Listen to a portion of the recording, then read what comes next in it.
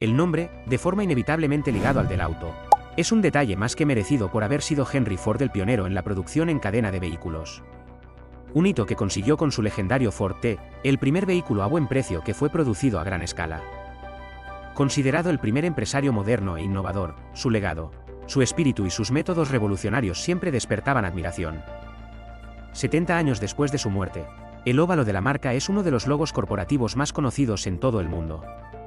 El emblema tiene sus orígenes en los inicios de la empresa, cuando se creó una versión estilizada de las palabras Ford Motor Company.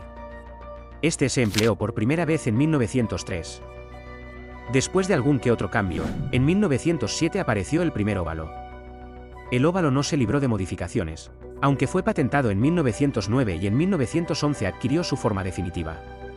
Fugazmente se sustituyó por un triángulo en 1912, pero a Henry Ford no le gustó el diseño y fue relegado al olvido. La anteúltima revisión que sufrió el emblema fue en 1976. Esta tuvo en 2003 una ligera puesta al día con motivo del aniversario número 100 de la marca. Según estadísticas históricas de la Administración de la Autopista Federal, en 1900 solo había 8,000 vehículos registrados en Estados Unidos. Al estar fabricados a mano, eran carísimos y, para muchos, representaban un símbolo despreciable de arrogancia y poder. En 1903 nace la Ford Motor Company, el segundo intento de Henry de fundar una compañía automovilística tras la de Detroit Automobile Company.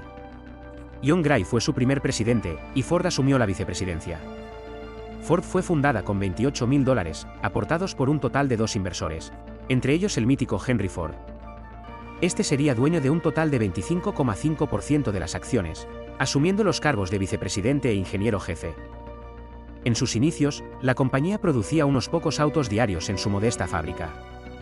En 1908 marcó un antes y un después en Ford. Para entonces, Henry Ford era presidente y propietario de la marca. Aquel año se construyó el primer Ford T, el primer automóvil fabricado en serie y con un precio bastante ajustado. Un vehículo eficiente y seguro, dirigido a las masas, que cambiaría la historia de la producción industrial. El modelo T, o Tin Lizzie, fue un vehículo simple pero robusto.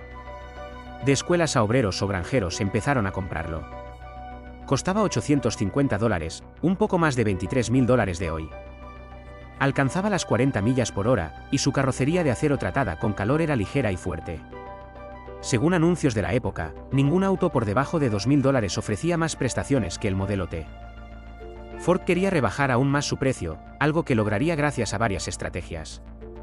La primera fue centrar su producción en este único modelo y dedicarle todos los recursos disponibles. La segunda fue adoptar la línea de despiece de los mataderos y el sistema de cintas transportadoras de los almacenes de grano. Para llevarlo a cabo, Ford construyó una nueva fábrica en Highland Park, Michigan, que además podría ampliarse a medida que se incorporaban nuevos métodos de producción. La línea de ensamblaje se puso en marcha el 1 de diciembre de 1913. Gracias a la producción en cadena, en 6 meses el tiempo de producción se redujo a la mitad, de 10 a 5 horas. En 1919, Henry Ford adquirió el control total de la empresa después de comprar todas las acciones de la misma. En 1918, el modelo T representaba el 55% de todos los vehículos que circulaban por Estados Unidos. A su vez, a finales de 1919, se producía el 50% de todos los autos en Estados Unidos. Se manufacturaron 15 millones de unidades hasta el final de su producción en 1927. El incremento en la productividad le permitió rebajar el precio hasta los $300 en 1925 y aumentar el salario de sus empleados de $2,34 a $5 al día, creando un nuevo estándar en la industria. También promovió la contratación de mujeres y personas con discapacidad, que llegaron a representar el 20% de la plantilla de Ford en 1919. Todas estas innovaciones dieron pie al término Fordismo. Antes de ceder la empresa a su hijo Edsel Bryant Ford, Henry inauguró la planta de River Rouge, la fábrica integral más grande del mundo, donde trabajaron más de 100.000 personas. Construyó submarinos, avionetas e incluso diseñó Fordlandia, una plantación de caucho en Brasil para romper con el monopolio de holandeses e ingleses, aunque el proyecto no prosperó. En 1920 se iniciaba una década un tanto difícil para Ford. Si bien en 1921 se produjeron más de 1 millón de autos anuales, multiplicando por 10 las cifras de su inmediato perseguidor, Chevrolet, Ford trataba de mantener los precios bajos a través de procesos de ingeniería eficientes. Pero se verían penalizados al emplear un sistema de gestión demasiado personalizado y desfasado. Poco a poco iba perdiendo cuota de mercado en favor de General Motors y Chrysler.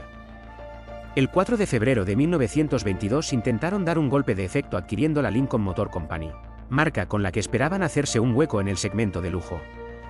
Si en la década de los 20 habían tenido problemas, los años 30 tampoco estuvieron libres de obstáculos. El 2 de diciembre de 1927 se presentó el Ford Model A. En 1929 se produjeron 1.5 millones de Ford, y en 1931 solo medio millón. Ese año, se estaba en plena recesión, y además, la competencia fabricaba vehículos de 6 cilindros de gran aceptación.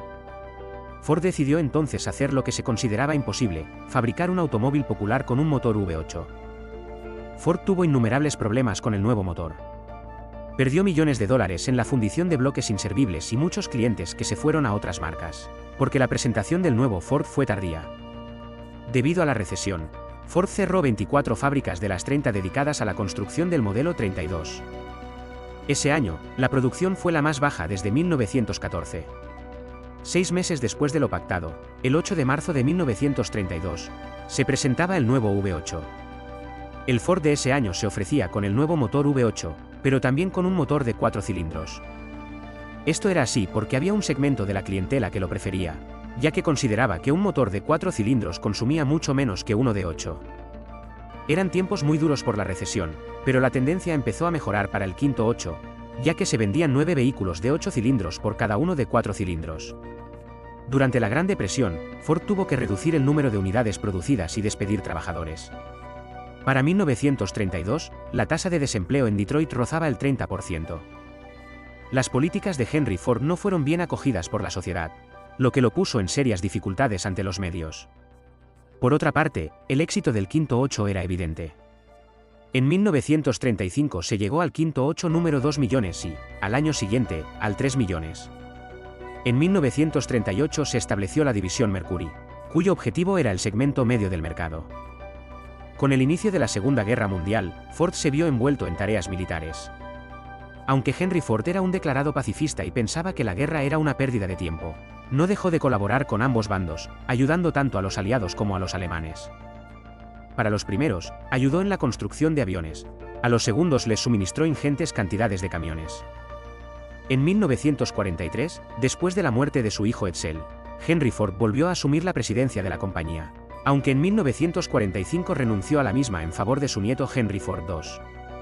Ford murió el 7 de abril de 1947, a los 83 años de edad. Henry Ford II fue presidente desde 1945 hasta 1960 y consejero, delegado desde 1960 hasta 1980. En la posguerra ha habido pocos movimientos en la compañía, manteniéndose cierta estabilidad y sufriendo pocos contratiempos.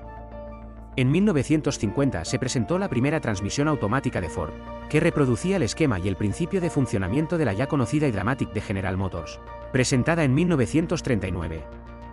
En 1956, la empresa salió a bolsa con un valor de 657 millones de dólares, la mayor oferta de acciones ordinarias hasta la fecha en Estados Unidos.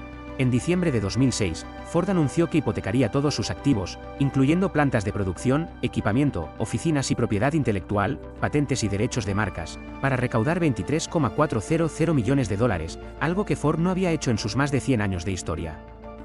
Con esta medida, perseguían volver a los beneficios al cabo de unos años. Hasta la fecha, Ford asegura que continúa con su compromiso de ser la compañía más fiable en términos de movilidad y diseño de vehículos inteligentes, que ayudan a las personas a transportarse de manera libre y segura.